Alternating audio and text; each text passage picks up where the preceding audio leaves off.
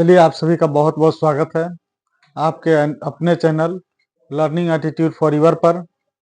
और मैं आज जो है बोर्ड जो सैंपल सेट आउट किया है उस पर हम लोग चर्चा करेंगे।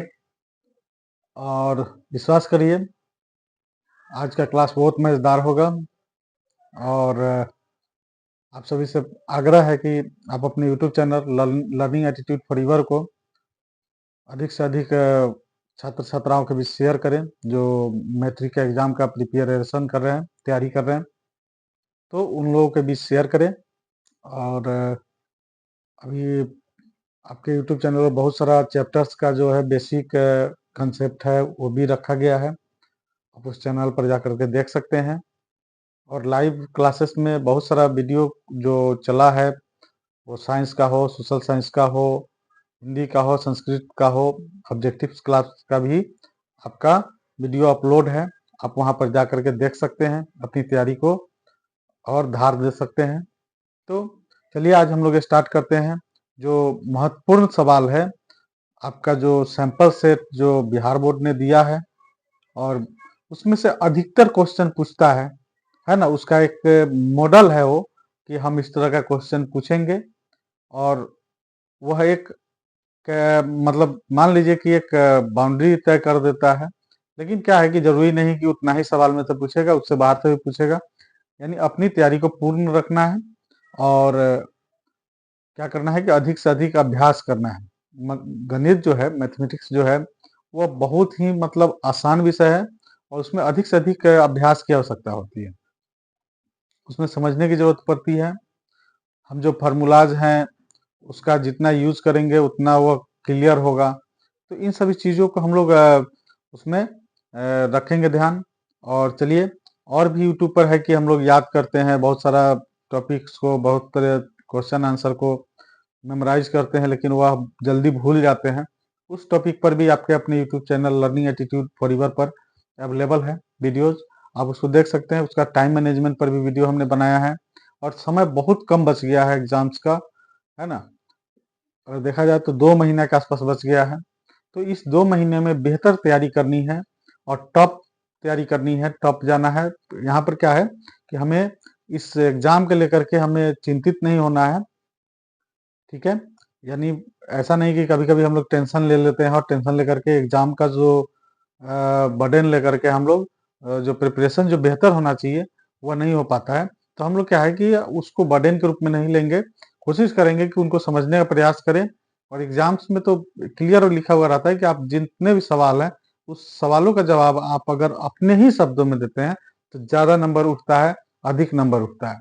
तो चलिए हम लोग स्टार्ट करते हैं बोर्ड मॉडल क्वेश्चन। और उसका पहला क्वेश्चन जो दिया है, आप लोग ने भी देखा होगा, आप लोग देखे होइएगा कि क्वेश्चन है, सिद्ध करे कि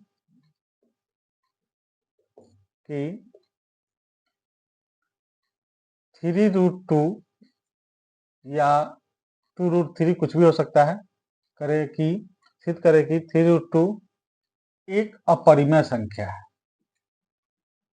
ठीक है, अपरिमेय संख्या है। देखिए क्वेश्चन, आप इस तरह क्वेश्चन को ना आप जब आसानी से बनाएंगे, आराम से बनाएंगे, तो आपको क्या है कि उसके कंसेप्ट पर ध्यान देना चाहिए कि इसका एक्चुअली कंसेप्ट क्या होगा, ताकि यह क्वेश्चन आसानी से बन सके। देखिए, मैं आसान कंसेप्ट पर ही चर्चा करूंगा।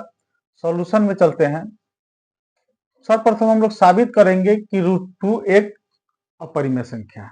क्लियर है? तो हम लोग साबित करते हैं इसको कि यदि संभव है, यदि संभव हो तो मान लेते हैं, माना कि √2 संभव तो है नहीं, लेकिन मान लेते हैं √2 एक परिमेय संख्या है, परिमेय संख्या है। ठीक है, अर्थात √2 इक्वल टू p/, हमने इसको एज्यूम कर लिया और मान लिया कि यह परिमेय संख्या है। क्लियर है? अब देखते हैं आगे दोनों तरफ वर्ग करेंगे तो √2 का स्क्वायर बराबर p/q का स्क्वायर और 2 इक्वल टू p²/q²। ठीक है, अब क्या है, इसको लिख सकते हैं p² इक्वल टू 2q²। ठीक है, अब 2q² आ गया तो q² बराबर क्या होगा, p²/2 लिखेंगे, क्योंकि 2 p² को विभाजित करता है। क्या करता है, विभाजित करता है। ठीक है, विभाजित करता है, इसलिए क्या होगा, 2 p को भी विभाजित करेगा। ठीक है, अब चलते हैं पुनः। अब पुनः माना कि यहां पर ले लेते हैं p इक्वल टू 2k। क्या हो जाएगा, इसलिए q² बराबर क्या होगा, 2k का होल स्क्वायर बाई 2 यानी 4k² इक्वल टू q², और 2 से 2 टाइम्स कट जाएगा तो k² equal to q² by क्या हो जाएगा 2। चूंकि यहां पर क्या है, q² 2 जो है 2 q² को विभाजित करता है, इसलिए 2 q को भी विभाजित करेगा।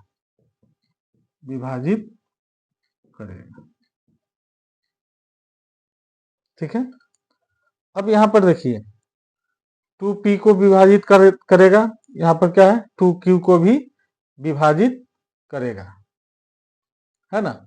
अब यहां दोनों में एक कॉमन सी बात आ रही है, इसका मतलब क्या है कि 2p और q को दोनों को क्या करेगा, विभाजित करेगा। नहीं तो क्या होगा, अतः 2 p तथा q दोनों को विभाजित करेगा। ठीक है, यहां पर क्या है, लिखना पड़ेगा p/q, जहां pq अभाज्य संख्या है। क्या है, अभाज्य संख्या है, और q बराबर नहीं है 0 के। ठीक है ना, ये कंडीशन होता है परिमेय संख्या के, pq अभाज्य संख्या है और q बराबर नहीं है 0 के। अतः 2p और q दोनों को विभाजित करेगा, लेकिन p तथा q अभाज्य संख्या है,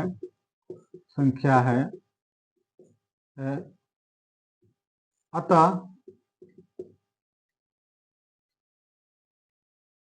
यह विरोधाभासी है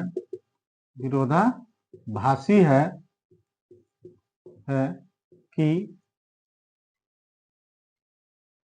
2p तथा q को विभाजित करेगा। क्या यह विरोधाभासी हो गया ना, क्योंकि यहाँ पर क्या करा, pq अभाज्य संख्या है, तो फिर क्या लगेगा, 2 से भाग तो नहीं लगना चाहिए। यहाँ पर क्या लिख रहा है कि 2p और q दोनों को विभाजित करेगा, लेकिन pq अभाज्य संख्या है, तो अतः यह विरोधाभासी है कि 2p तथा q को विभाजित करेगा। यह बात क्या है, विरोधाभासी है। अतः यह मानना अब गलत हो गया कि √2 एक परिमेय संख्या है। जैसे ही विरोधाभासी हो गया, कंट्राडिक्शन आ गया, तो यह मानना बिल्कुल गलत हो गया कि यह परिमेय संख्या है। तो अतः √2 एक अपरिमेय संख्या है, अपरिमेय संख्या है ना। अब √2 एक अपरिमेय संख्या है, तो अब आगे क्या होगा, अगला चलेंगे। पुनः माना कि क्या मान लेते हैं, 3√2 एक परिमेय संख्या है, परिमेय संख्या है, ठीक है। इसलिए 3√2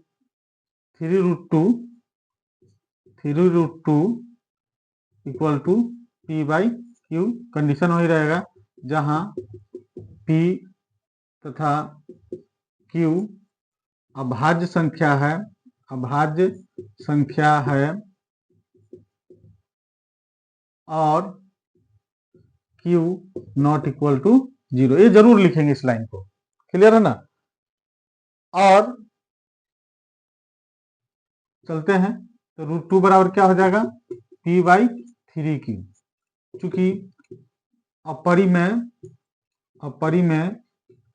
बराबर परिमेय,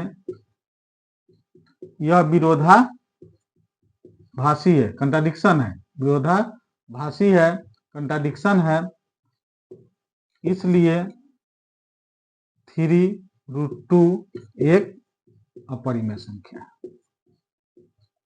अपरिमेय संख्या है, ठीक है। तो इस तरह से जिस क्वेश्चन में देगा तो उसका एक पार्ट हम लोग पहले प्रूव कर लेंगे। जैसे किसी क्वेश्चन में देगा 2 + √3, ठीक है, पहले √3 को हम लोग सोल्व कर लेंगे, ठीक है। और उसके बाद नेक्स्ट जो प्रोसेस आएगा इस प्रोसेस को फॉलो करेंगे, कोशिश करेंगे जो सॉल्यूशन बना के दिया है वो सॉल्यूशन यहाँ पर जो दिया है वो एकदम विरोधाभासी सॉल्यूशन है, उस सॉल्यूशन को हम लोग नहीं बनाएंगे, ठीक है। इसको हम लोग अगर एक आध बार लिखेंगे, क्या है इसमें तो प्रोसेस है, मान लेना है, संभव है तो माना कि √2 एक परिमेय संख्या है, और √2 का बराबर P/Q, परिमेय संख्या का यही होता है जहां PQ अभाज्य संख्या है और Q नहीं है बराबर 0 के, दोनों तरफ स्क्वायर कर दिए, ठीक है। तो यहाँ पर क्या आएगा, 2 बराबर P² / Q², by cross multiplication करेंगे तो क्या हो जाएगा, P² इक्वल टू Q², तो Q² क्या आएगा, P²/2। तो 2 क्या कर रहा है, P² को विभाजित करता है, और जब उसके वर्ग को विभाजित करेगा तो उसके अकेला को भी विभाजित करेगा, ठीक है। तो यहाँ विभाजित करेगा। अब पुनः मान लेते हैं P बराबर 2 के, इसलिए Q² बराबर क्या हो जाएगा, 2K² / 2, यानी 4K²/2, 2 टाइम्स कर जाएगा, तो K² बराबर क्या हो जाएगा, Q²/2। 2 जो है Q² को विभाजित करता है, इसलिए 2Q को भी विभाजित करेगा। अब देखिए 2Q को भी कर रहा है और 2P को भी कर रहा है, तो 2P तथा Q दोनों को विभाजित करेगा, लेकिन P तथा Q अभाज्य संख्या है, अतः यह विरोधाभासी है कि 2 P तथा Q को विभाजित करता है या करेगा, ठीक है। अतः √2 एक अपरिमेय संख्या है, पुनः माना कि √3 एक अपरिमेय संख्या है, फिर मान लिया 3√2 बराबर P/Q कैपिटल में, जहां P तथा Q अभाज्य संख्या है और Q बराबर नहीं है 0 के, बराबर 0 को हो जाएगा तो क्या हो जाएगा, मान इन्फिनिटी हो जाएगा। और तो √2 बराबर क्या होगा, 3 इधर डिवीजन हो जाएगा।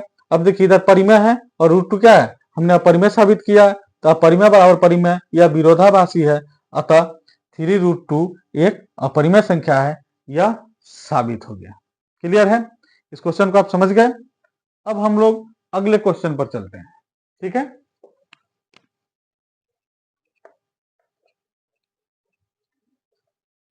इस तरह का जो भी सवाल पूछेगा, कोशिश करना है कि उसका जो अपरिमेय वाला भाग है उसको पहले साबित कर दें, ठीक है। उसको साबित कर लेंगे तो बाकी का रेस्ट का साबित आसानी से हो जाएगा, ठीक है। और इस तरह का सवाल हर साल पूछता है, इसलिए कॉन्फिडेंस में आप ले सकते हैं इसको, और 2 नंबर का ही पूछता है, ठीक है। तो इसको कॉन्फिडेंस में रखेंगे और इसको बनाएंगे। अब हम अगला क्वेश्चन देखते हैं, इसी का क्या कर रहा है, संख्या दिया है, संख्या दिया है क्वेश्चन में, संख्या क्या क्या दिया है, 12, 144 और 240, 12, 144 और 240, 3 वो संख्या दिया है, का लघुत्तम समापवर्तक ज्ञात करना है, यानी का एलसीएम ज्ञात करना है। किस विधि से? एलसीएम ज्ञात करना है अभाज्य गुणनखंड विधि से। का एलसीएम अभाज्य गुणनखंड विधि से ज्ञात करें। देखिए क्वेश्चन टफ नहीं है, क्वेश्चन इजी है। हमको क्या करना है, पहले अभाज्य गुणनखंड तोड़ देना है, लिख देना है 12 का अभाज्य गुणनखंड। अभाज्य गुणनखंड क्या हो जाएगा? 2 गुने 2 गुने 2 दूना 4 PI 12। क्लियर है? 144 का अभाज्य गुणनखंड, डॉट डॉट कर देते हैं, क्या हो जाएगा? इसको तोड़ेंगे, इस तरह से तोड़ने आता है। कितना होगा? 72, फिर 2 से 36, 2 से 18, 2 से 9, 3 से 3 PI 9, 2 गुने 2 गुने 2 गुने 2 गुने 3 गुने 3 हो गया। अब क्या है? 240 का अभाज्य गुणनखंड। ठीक है, 240 का भी इसी तरह तोड़ लेंगे। 2 एकम 2, 2 दूना 4 0, फिर 2 से 7, फिर 2 से 30, फिर 2 से 15, फिर 3 से 5। कितना आ गया? 2 गुने 2 गुने 2 गुने 2 गुने 3 गुने 5। ठीक है, एक तरीका होता है कि इसको आप इंडिसेस में रख सकते हैं। ठीक है, कैसे रखेंगे? 2 का स्क्वायर गुने 3। ठीक है, फिर इसको इंडिसेस में रखें तो क्या हो जाएगा? 2 टू दी पावर 4 इंटू 3 का स्क्वायर। इधर इंडिसेस में रखें तो क्या होगा? 2 to the power into 3 into 5, है ना। हमको एलसीएम निकालना है, इसलिए एलसीएम क्या हो जाएगा? लघुत्तम समावर्तक एलसीएम बराबर, देखिए जो दिया हुआ है ना, जो मिल रहा है उसका सबसे ज्यादा पावर लिखिए, 2 टू दी पावर 4। फिर 3 मिल रहा है, 3 का सबसे ज्यादा पावर, स्क्वायर ऑफ 3। अब बच बन गया 5, लिख दीजिए। ये भी है, हम लोग ऐसा भी करते हैं कि जो मिलता है उसको पहले लिख लेते हैं, ऐसे करके भी करते हैं। अब क्या है, सबसे ज्यादा पावर वाला हमने लिख लिया। ठीक है, फिर क्या किया, इससे 3 वाला में देखे सबसे ज्यादा पावर वाला लिख लिए, और लास्ट में कौन बच गया? 5, उसको भी हमने लिख डाला। क्या हो जाएगा? इसका मल्टीप्लिकेशन करेंगे तो 2 दूनी 4 दूनी 8 दूनी 16, 3 तिहाई कितना हो जाएगा? 9, और 5 मल्टीप्लाई करेंगे तो कितना हो जाएगा? 16 पंचे 80, 8 नवा 72, 720। ये हो गया एलसीएम। अब इसी का एचसीएफ निकालना होगा, तो क्या करेंगे? एक एग्जांपल ले लेते हैं। एचसीएफ निकालना होगा तो इसका लोएस्ट पावर लेंगे, 2 का लोएस्ट पावर, 2 का पावर 2 हो गया, और 3 का भी लोएस्ट पावर लेंगे। ठीक है, 3 का लोएस्ट पावर 3 है, कितना हो जाएगा? 2 to 4 3 जा 12। बात समझ में आ गया? यानी हम लोग बनाएंगे जब क्वेश्चन, तो ये अभाज्य गुणनखंड विधि से, और मसा बोलेगा तो मसा निकालेंगे, लसा बोलेगा तो लसा, यानी एचसीएफ बोलेगा तो एचसीएफ, एलसीएम बोलेगा तो एलसीएम, इस तरह से हम लोग निकाल लेंगे। एलसीएम में क्या करना है? जो सबसे ज्यादा पावर होगा उसको लेना है, और नहीं मिलेगा उसको भी शामिल कर लेना है एलसीएम में, और एचसीएम में जो मिलेगा उसी को शामिल करना है, और उसका लोएस्ट पावर ले लेंगे, यानी लोएस्ट पावर वाला अंक को लिखेंगे। क्लियर है? अब हम लोग चलते हैं अगले क्वेश्चन पर। ठीक है,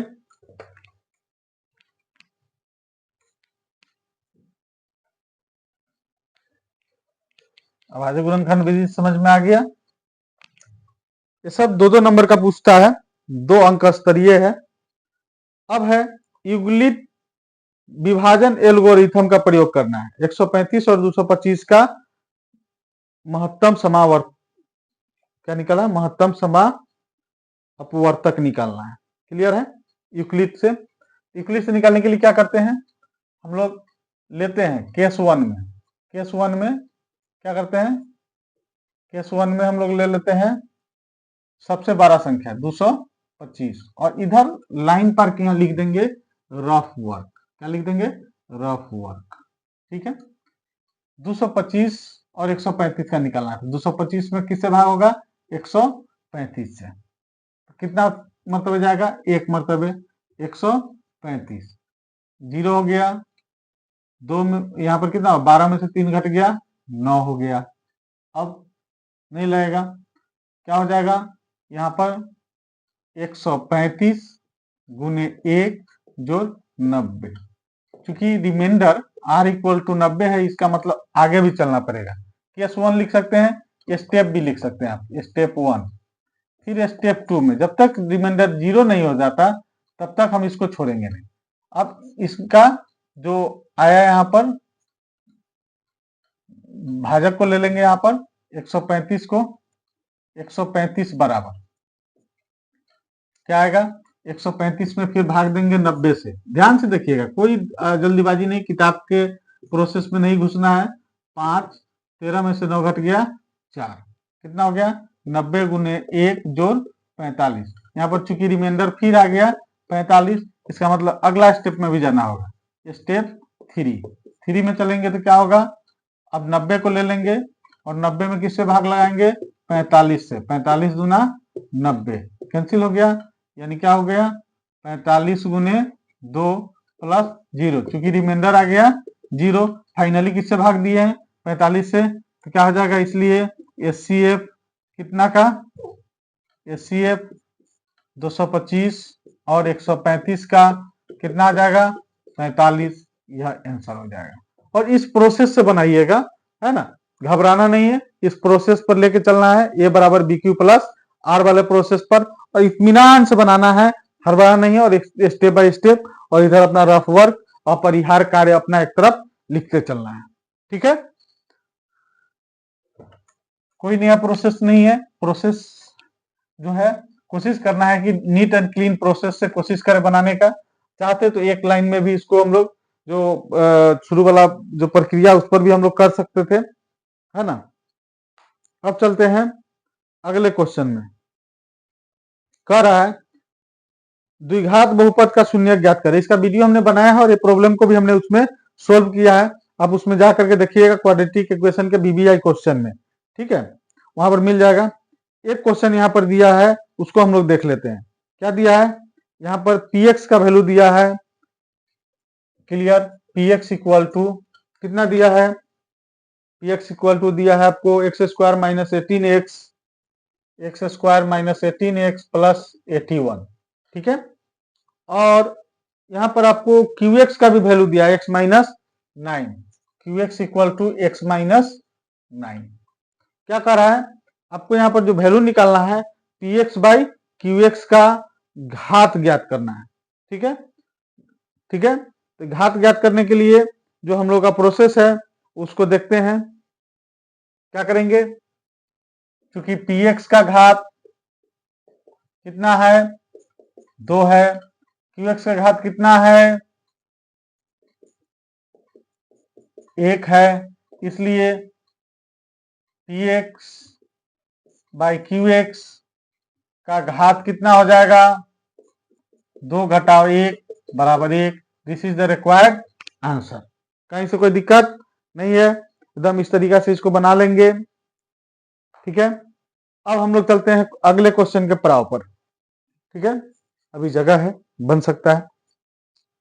अब क्या कर रहा है अगला क्वेश्चन, यदि बहुपद f(x) बराबर, क्वेश्चन है यदि बहुपद f(x) बराबर दिया है 5x square minus 7x plus 1, 5x square minus 7x plus 1, और कह रहा है इसमें किसका वैल्यू निकालने के लिए कि शून्य दिया हुआ है, शून्यांक अल्फा तथा बीटा है का शून्यांक या शून्यक अल्फा तथा बीटा है। तो अल्फा स्क्वायर तथा प्लस बीटा स्क्वायर का मान ज्ञात करें। कोई दिक्कत नहीं है इस सवाल में, इसका सॉल्यूशन भी बहुत इजी है। क्या है, आपके पास बहुपद दिया है f(x) बराबर 5x square minus 7x plus 1। Alpha plus beta क्या होता है, अल्फा प्लस बीटा होता है माइनस बी बाई ए यहाँ पर है, बी यहाँ पर है, ठीक है, यानी हो जाएगा 7/5। अल्फा इंटू बीटा होता है सी बाई ए, सी हो गया 1 और ए हो गया 5। आपको अलग भी अपना लिख करके इसको कर सकते हैं। ए बराबर 5, बी बराबर -7, सी बराबर 1। ठीक है ना। अब क्या निकालना है, क्योंकि हमको वैल्यू निकालना alpha square plus beta square का फॉर्मूला क्या होता है, अल्फा प्लस बीटा का whole square minus 2 alpha beta होता है ना। A square plus B square बराबर ए प्लस बी का whole square minus 2ab। Alpha plus beta का मान 7/5 है, होल स्क्वायर हो गया। 2 अल्फा बीटा का मान है 1/5, कितना हो गया 49/25 घटाओ 2/5, लघुत्तम कितना हो जाएगा 25 हो जाएगा। 25 से कम 25 तो 49, 50-25 तो 5 दूना 10, घर जाएगा 39/25। यह आपका आंसर हो जाएगा। ठीक है, समझ में आ गया, कहीं कोई दिक्कत नहीं है।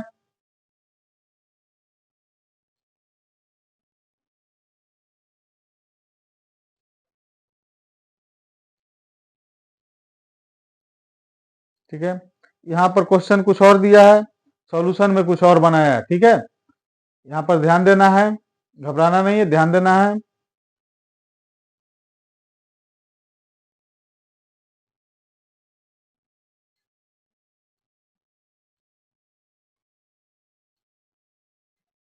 इस किताब में जो बनाया है उस ध्यान रखिएगा, प्रोसेस पर नहीं जाना है। ठीक है, अगला सवाल है समीकरण हल करना। हमने लुप्तीकरण विधि से भी बताया है ना। उसके बाद प्रतिस्थापन विधि से भी बनाया, ब्रजगुणन विधि से बनाया है। तो उसमें वीडियो देखिएगा, आपको linear equation of two variables वाला वीडियो में आपको मिल जाएगा। और इस तरह का बहुत सारा क्वेश्चन उसमें बना हुआ है, उसको आप लोग देख लीजिएगा। ठीक है, अब है अगला हम लोग चलते हैं, विवेचक वाला भी क्वेश्चन हमने बहुत सारा बनाया है, लेकिन इसमें जो दिया है उसको हम लोग देख लेते हैं। ठीक है, विवेचक, विवेक्टर, डिस्क्रिमिनेंट जो भी है बोलेगा वो शब्द का हेर फेर रहता है, घबराना नहीं है, तीनों शब्द का मतलब एक ही होता है ना। तो हम लोग अगले सवाल पर चलते हैं।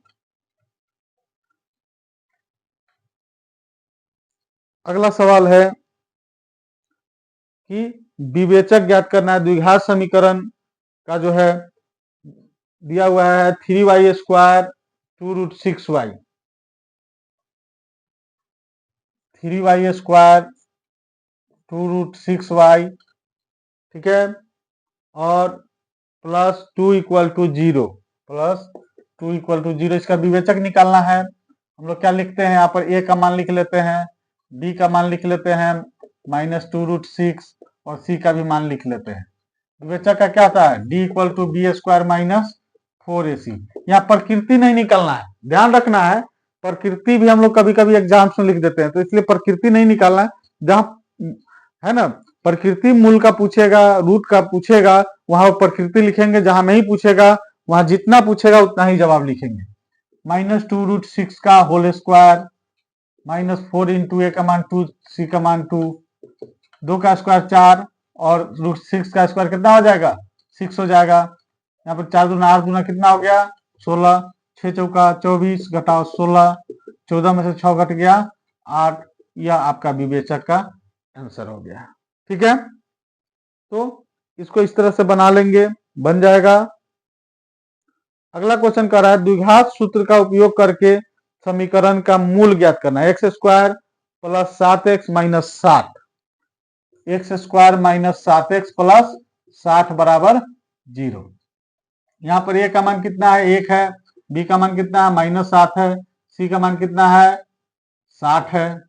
ठीक है, अब क्या करेंगे इसको बनाने के लिए, क्वेश्चन को एक बार देख लेते हैं। +7x है -60 है, +7x और -60 है, तो यहाँ +7 -60 कर लेते हैं। ठीक है, अब क्या करेंगे इसका डायरेक्ट भी बना सकते हैं, ले लेते हैं मूल बराबर x बराबर -b ± √b² - 4ac बटा 2a। फॉर्मूला होता है -b यानी -7 ± √b², 7 का स्क्वायर घटाओ 4, a का मान 1, c का मान -7 और बटा में 2 गुने a का मान 1, -7 हो गया plus minus √49 minus minus plus 6 चौका 24, 240 बटा में हो गया 2 -7 प्लस माइनस रूट ओवर हो गया, जोड़िएगा तो 289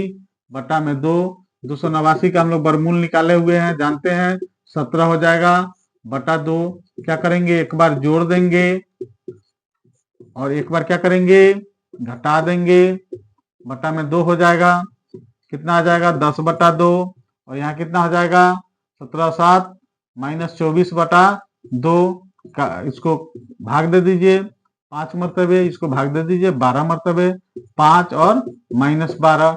this is the required root of this quadratic equation. इस क्वाड्रेटिक इक्वेशन का मूल निकल गया, ठीक है। इस फॉर्मूले पर आसानी से हम लोग मूल निकाल लेंगे, यह क्वेश्चन आपका आसानी से बन जाएगा। सबसे आसान बात क्या है इसको बनाने में, कि आप लोग क्वेश्चन का संख्या ना पर्याप्त रहता है। इसमें जो है आपका जो है जितना क्वेश्चन है, जैसे मान लीजिए कि अगर 30 क्वेश्चन देगा तो उसमें से 15 को ही बनाना है, तो हम लोग क्या करेंगे, शुरू में पिक कर लेंगे कि हमको कौन सा 15 क्वेश्चन बनाना है, ठीक है। और इसमें एकदम 100 में 100 गणित में लाया जा सकता है, एकदम 100 में 100 आएगा, एक भी नंबर कम नहीं आएगा। थोड़ा सा अभ्यास को बढ़ा लीजिए, 100 में 100 नंबर आएगा।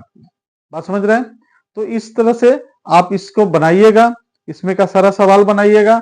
और दूसरी बात, जहां पर भी आपको दिक्कत परेशानी होगी उसमें कमेंट जरूर करिएगा, और फिर अगले वीडियो में फिर इसके आगे का जो है बनाएंगे।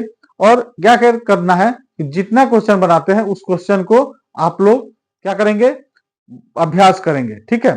फिर से हम आप लोगों से आग्रह करते हैं कि आप लोग इस वीडियो को अधिक से अधिक लोगों के बीच शेयर करें और अधिक से अधिक दोस्तों के बीच सब्सक्राइब कराएं। बेल आइकन दबाना नहीं भूलें, क्योंकि जो भी वीडियो हम अपलोड करते हैं या जो भी लाइव क्लास चलाते हैं उसका वीडियो आप तक पहुंच सके। तो चलिए आज हम लोग इतना ही, और इससे रिलेटेड और भी प्रॉब्लम को आप बुक्स से देख लेंगे, एनसीईआरटी के बुक से। एनसीईआरटी का जो बुक है, अपने जो किताब है उससे आप देखेंगे और उससे अभ्यास करेंगे, क्योंकि अधिक से अधिक क्वेश्चन वहीं से उठाता है। अभ्यास के लिए आप कोई भी बुक बना ले, लेकिन आप बेसिक जो है क्वेश्चन को कंप्लीट करने के लिए, क्योंकि शॉर्ट टाइम है तो अब बड़ा मोटा किताब तो हम बना नहीं सकते हैं, है ना। तो कोशिश करना है कि एससीईआरटी से अधिक प्रॉब्लम को सोल्व करिए। और जो दिक्कत परेशानियां है, हमारे यूट्यूब चैनल पर जो वीडियो है उसके कमेंट में जरूर लिख दीजिएगा कि सर आप एक और भी चीज लिख सकते हैं, page number, question number SCERT का डाल देंगे तो भी हम उस क्वेश्चन को फिर बना करके और आपको वीडियो अपलोड कर देंगे, ठीक है। अगर व्हाट्सएप नंबर देते हैं तो बना करके हम उस पर डाल देंगे, ठीक है।